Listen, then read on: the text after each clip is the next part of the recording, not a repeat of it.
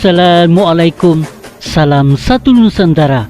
Bersua lagi dalam membongkar kisah sejarah dalam sejarah bangsa kita. Kali ini kami membawakan satu lagi topik menarik, yaitu 8 ratu dan putri Filipina yang hebat dalam sejarah.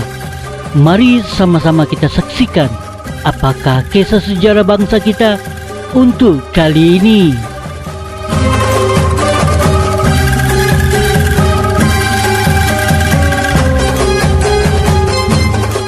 Mungkin kisah ini belum pernah kita dengarkan, dan untuk kali ini kami akan membongkarkan kisah 8 ratu dan putri Filipina yang hebat dalam perjuangan mereka demi negara tercinta mereka.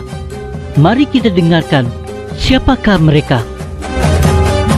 Mereka adalah Ratu Sima dari Kota Batu, Ratu Tuambaloka dari Jolo, Putri Purmasuri dari Sulu, Haji Dayang-Dayang Piandau, Putri Terhata Kiram, Putri Bai Haja Fatima Matabai Plang, Putri Terhata Alonto Luchman, Putri Emraida Kiram. Masyarakat Muslim awal termasuk golongan bangsawan, Datuk Raja dan Sultan yang menduduki peringkat teratas hierarki, yang juga merupakan anggota kelas pemerintahan. Raja-raja Muslim Filipina sebaliknya memiliki sedikit kebebasan. Urusan mereka hanya terbatas pada aktiviti rumah tangga. Namun, catatan sejarah menunjukkan bahawa beberapa permaisuri dan putri yang luar biasa, seperti yang terdapat dalam senarai kisah kali ini, menggunakan pengaruh besar yang mengubah perjalanan sejarah sosial politik Muslim. Mari kita lihat dan dengarkan kisah-kisah mereka dari putri dan ratu yang pernah mengubah sejarah Filipina. Kerana kisah ini tiada dalam catatan sejarah, kerana ia hanya diceritakan oleh orang tua-tua dahulu. Jom kita dengarkan.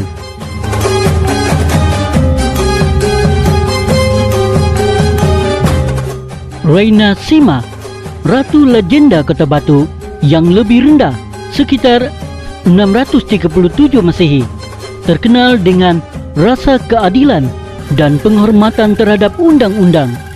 Dikatakan bahawa seorang Raja Arab ingin menguji kualiti ratu ini dengan memerintahkan seorang istana untuk menanam sebungkus emas di jalan yang terletak di kerajaan Reina Sima.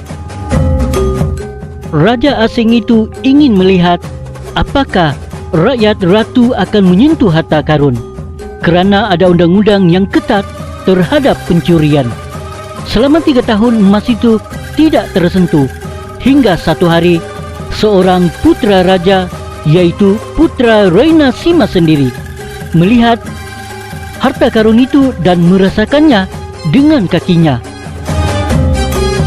Permaisuri diberitahu tentang pelanggaran ini dan segera memerintahkan agar kaki putra itu dipotong.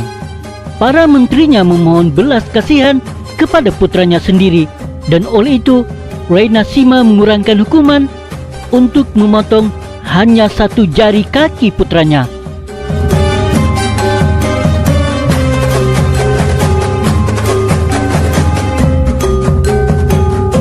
Tuambaloka, wanita basilan ini berkuasa ketika dia menjadi isteri Raja Bongso dan menjadi Ratu Jolo pada tahun 1649 hingga 1650.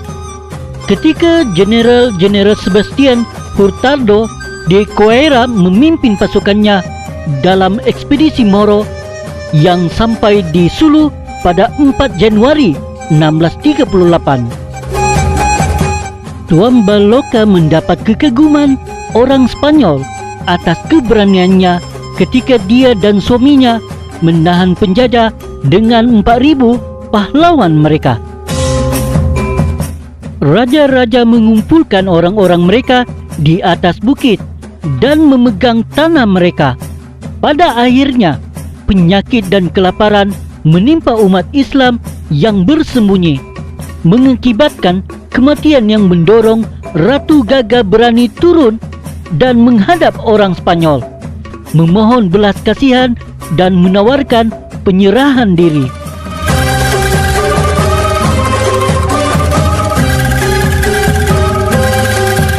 Purmaisuri semasa serangan Spanyol ke Moroland, pahlawan pertahanan Sulu bernama Sri Kala dan pimpinannya yang dipercayai si Galo merancang untuk mengusir pasukan ekspedisi. Namun, mereka menyadari bahwa dengan pasukan kecil mereka, peluang kemenangan mereka sangat kecil. Putri Sulu yang cantik, Purmaisuri, datang menyelamatkan. Dia berkomunikasi dengan para pemimpin untuk menyusun rancangan menentang orang Spanyol. Purmaisuri kemudian pergi ke kuartel Spanyol dengan menggunakan pesona memikatnya untuk bertemu dan menghiburkan tentera. Dengan tentera musuh terganggu, tentera Moro kecil menyerang secara sembunyi-sembunyi dan meraih kemenangan.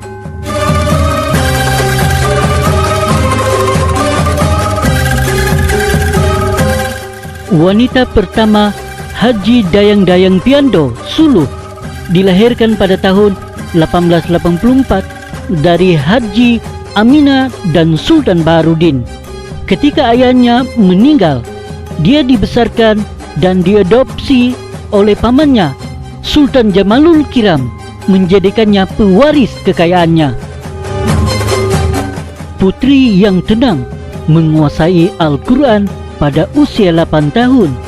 Pada usia 12 tahun, dia adalah pengembara yang berpengalaman, sering melakukan ziarah ke Mekah, Sandakan, dan Singapura. Dayang-dayang menjadi miliknya sendiri setelah ibunya yang mengawalnya meninggal. Dia kemudian menjadi pentadbir yang sangat baik. Dia adalah penasihat penting bagi sultan lain dan mendapat reputasi sebagai wanita Muslim yang progresif. Dia mendorong pendidikan untuk anak-anak Muslim dan memupuk hubungan Filipina Kristian yang harmoni.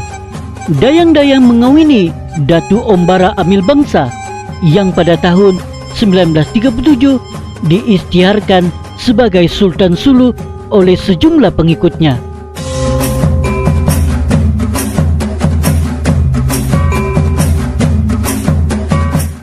Putri terharta Kiram dilahirkan pada 24 Mei 1906 di Datuk Mawalil Atik Kiram. Dia memecahkan halangan bagi wanita Muslim pada tahun 1924 ketika dia pergi belajar di Amerika Syarikat sebagai pensiunan dengan izin dari pamannya, Sultan Jamalul Kiram. Di University of Alliance, dia menjadi tokoh kampus dan mengikut cara barat, termasuk memakai gaun pleper. Selepas 2 tahun, dia meninggalkan universiti tanpa memperoleh ijazah dan pulang ke rumah orang-orangnya. Untuk kekhawatiran pegawai Amerika, Tarhata mengawini pemimpin pemberontak Moro pada tahun 1927. Putra Jolo Datuk Tahil, dia akan menikah 2 kali. Putri Barat itu mengusir 3 pesaing lain dari rumah suaminya kerana melanggar undang-undang Islam yang membenarkan poligami. Pada tahun 1927, dia mengecam Aryo U. Bacon yang meminta pemisahan Sulu dari Mindanao. Untuk memelihara keamanan di rantau ini, Putri Terhata melepaskan tuntutannya ke atas Sabah yang disewakan oleh nenek moyangnya kepada British. Dia juga bertindak sebagai perunding untuk hal ehwal Muslim di bawah Rear Ad Romeo Esplendor. Putri yang berada jauh sebelum waktunya meninggal dunia pada 23 Mei 1979.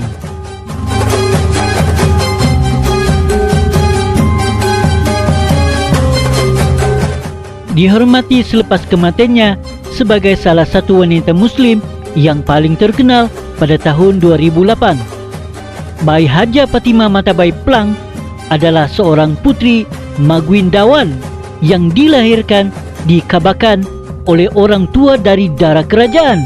Plang seperti Putri Kiram menjadi sarjana pension di Amerika, dan ketika kembali dia menikah dengan Salipadan Pindatun, seorang anggota Kongres.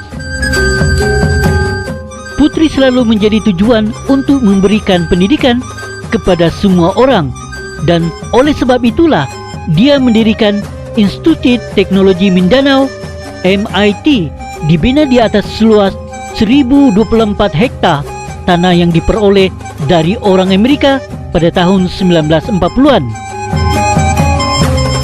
Sekolah ini mencapai status universiti pada tahun 1978. Dikenali hari ini sebagai Universiti Mindanao Selatan USM. Ia telah berkembang menjadi 3 kampus seluas lebih dari 5.000 hektar.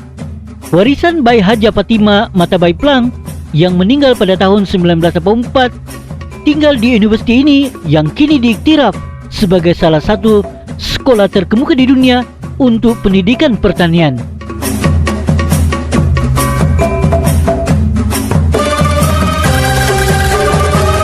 Terhata Alonto Luchman, Gubernur wanita Muslim pertama Lanao de Sur. Putri Terhata adalah seorang anak ajaib yang pada usia 6 tahun dipercepatkan ke grade 4. Dia dengan pantas membantu ayahnya, Aloyo Olonto, seorang pemimpin agama dan ahli politik, dengan bertindak sebagai penterjemah Inggris terakhir dan menemaninya dalam perjalanannya ke Manila. Dia melanggar tradisi Muslim dengan mengawini lelaki pilihannya, Sultan Al-Rashid Luchman. Selama tahun-tahun martial law, dia menjadi pengkritik setia Marcos, dan sejak tahun 2001 telah menjadi lampu utama bagi sesama umat Islam di Lanao del Sur.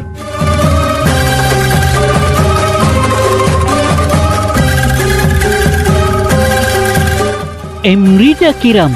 Pada tahun 1967, Emrida Kiram, Weweni Lee Austria, mendapat penghargaan 2 kali ganda menjadi Miss Filipina pertama yang bertanding di Miss World dan wanita Muslim pertama yang memenangi gelaran kecantikan kebangsaan.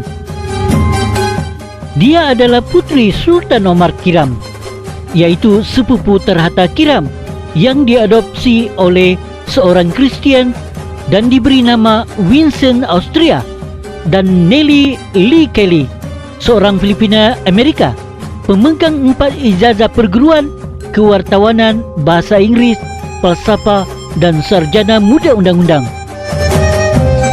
Emrida juga mengambil sarjana undang-undangnya di Madrid dan London dan mendapat pekerjaan di University of Wisconsin. Putri Emrida berkahwin dengan Sigismondo Gatta, yang dengannya dia mempunyai 2 orang anak,